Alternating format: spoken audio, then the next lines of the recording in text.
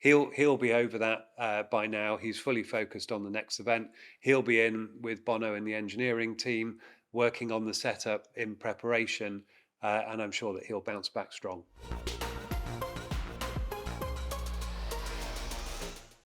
Hey everyone, I'm Olivia, and today I'm joined by Shov answering all your questions from the Austrian Grand Prix on this week's Akkodis Debrief.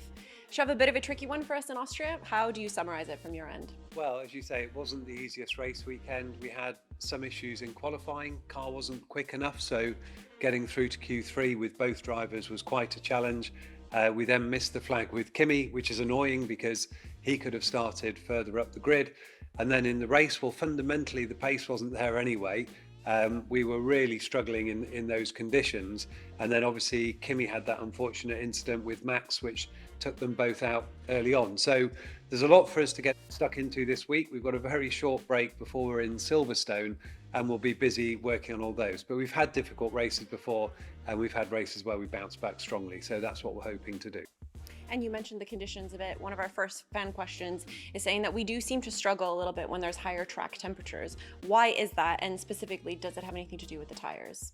Well, yeah, it's no secret. We haven't been good at the very hot races. Saying that, Montreal was reasonably hot, but the nature of that circuit suits us. So the track there was 50 degrees. We were able to win the race, but it's very much helped by the fact that the corners are slower, there's less energy in them. It's also a newer tarmac. So there's plenty that we need to be working on. It's definitely linked to the tyres. You know, Pirelli tyres like to be cool. At the moment, we look to be running them hotter than some of our competition, particularly hotter than McLaren. We're always developing in that area, but as is everyone else. But we're just trying to learn as quick as we can. We're changing lots of things from track to track. That gives us clues as to where we want to focus our effort next, but that is an area that there's a big push. We're not where we need to be, but we're not going to stop until we get there. And we've got Silverstone just around the corner. Is there anything that we can do to tackle the overheating before then? Well, there were actually a couple of issues in Austria. So it wasn't just overheating. Some of our problems in qualifying were early on in the lap, in some of the slow corners. Now we're not really overheating there, and we were losing a chunk of time. So yes, we're working on tyre temperatures, understanding what we can do with the setup of the car and how we run it. But we'd also look at Austria and say that the car wasn't in the right place in terms of the setup. The balance was quite tricky. We were struggling with brake locking in some corners. We were struggling with stability in others. And in recent races, we've changed quite a bit how we've been running the car. That philosophy we carried into Austria. Clearly, it didn't work very well. So as I said, there's the temperature issue, but on top of that, we've got to get the car in a better place. And I'm optimistic we can make some progress for Silverstone because we were reasonably strong there. We've got a good benchmark from last year in terms of the setup. And that's what we're going to be trying to understand to work out what's the best place to start on Friday when we're in FP1. And Kimi obviously didn't have the race that he wanted, but overall, how is he handling it? Is he okay? Kimi will be fine. He was very disappointed after the race and embarrassed to have made a mistake that ultimately took Max out as well. Now he'll get a penalty for that. He held his hand up. He wasn't pretending it was anyone else's fault.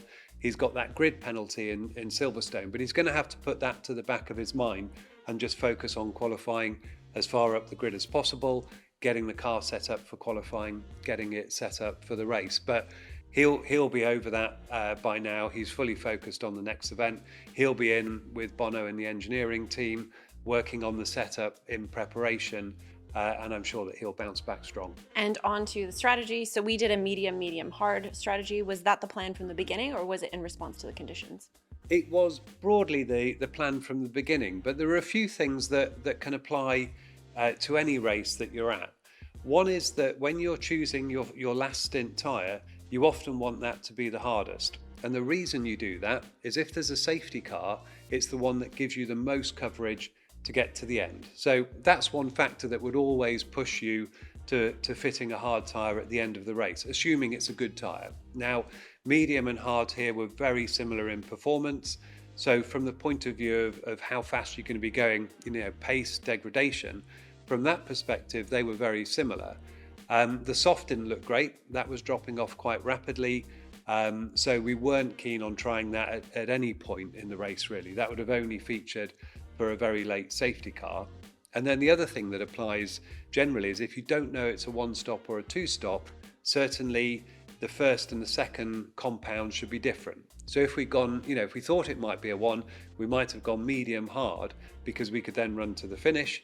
But on the basis of our first stint, we were pretty certain that it wasn't going to be a one stop for us. And will we have more updates to come to tackle the heat? Well, we're not finished with W16 yet, so there's still developments that are in the pipeline.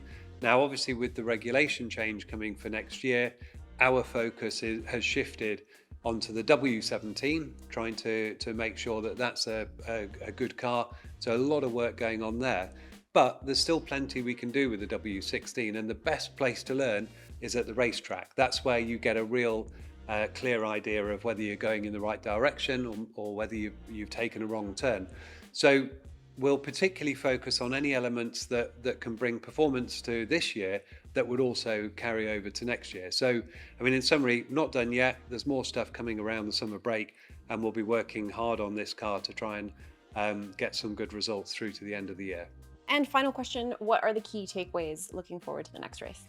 Some of the problems of Austria were quite specific, both to the temperatures there and also the way we were setting up the car and how it works around that circuit. Now, Silverstone's quite a different challenge. The track's got even faster corners. It's likely to be quite a bit cooler, and the setup that you need there and the challenges that it presents for the tyres are quite different. So whilst we want to understand Austria, we need to make sure that we're getting the right focus, the engineering team and the drivers focus on what we're going to be faced with in the next few days. And also, it's obviously a home Grand Prix for the team. The chassis are made so close to the circuit, as are the power units. There'll be a lot of the staff there. And then it's also the big home race for George. So we'll be working really hard. It's a fantastic event. We're looking forward to it. And hopefully, as I said, we can bounce back strongly.